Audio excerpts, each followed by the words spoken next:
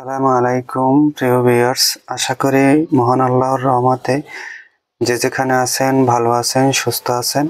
সবার সুস্থতা কামনা করে আরও একটি ভিডিও নিয়ে আসছি। বশীকরণ খুবই পাওয়ারফুল একটি বশীকরণ। যারা বশীকরণ কাজ সহজে করতে চান সেরকম একটা বশীকরণ নিয়ে আসছি, খুবই পাওয়ারফুল। এটা স্বয়ং মাতা কালীর বশীকরণ। যে কোনো মানুষকে কালী সাধনা করিবার আনা, মানে কালীর মাতা কালীর মাধ্যমে আনা।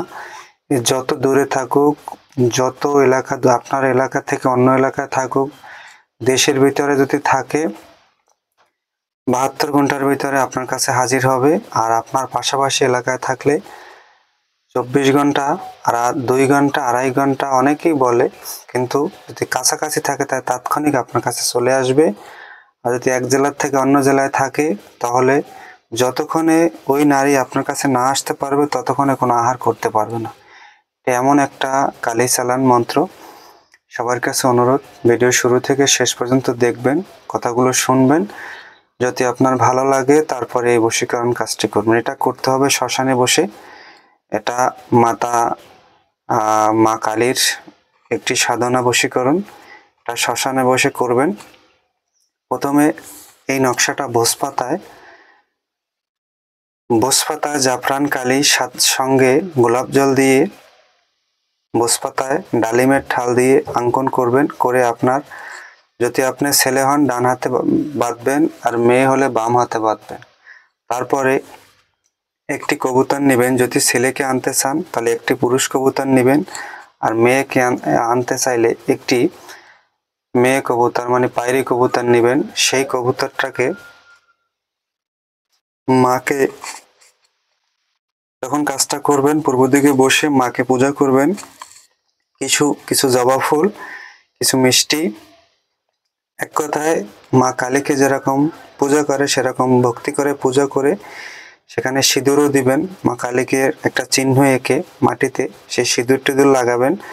মাটির উপরে একটা কলা গাছের পাতা রেখে সেখানে মার ছবিটা আঁকবেন। মায়ের 3টা চোখ এঁকে সেখানে জবা ফুল দিবেন, আগরবাতি ধূপকাঠি জ্বালাবেন, মোমবাতি জ্বালাবেন। তারপরে মাকে প্রণাম করে মার ওখানে পূজা দিবেন। দিয়ে মাকে যে সিঁদুরটা দিবেন মায়ের কপালে, সেই সিঁদুরটা কবুতরের মাথায়, সেই সিঁদুরটা এনে কবুতরের মাথায় সিঁদুর পরাইয়া এই মন্ত্রটা আপনি পড়ে ফু দিয়ে তারপর কবুতরটাকে ছেড়ে দেবেন। কবুতরটা ছেড়ে দেওয়ার সঙ্গে সঙ্গে ওই কবুতর ওই মেয়ের বাড়িতে চলে যাবে। মেয়ের বাড়িতে যাওয়ার সঙ্গে সঙ্গে ওই মেয়ে আপনার কাছে আসার জন্য পাগলের মতো ছুটে যাবে।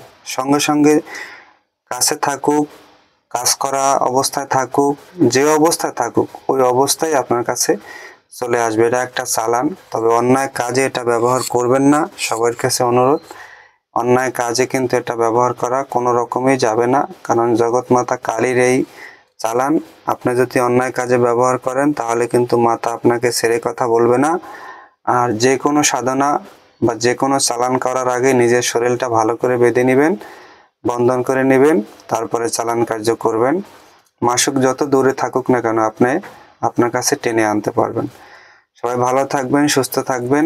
আর এই মাতা কালীর বশীকরণ অবশ্যই নিয়ম মতো করলে আপনার কাছে টেনে আনতে পারবেন। আজ এই পর্যন্তই। আসসালামু আলাইকুম।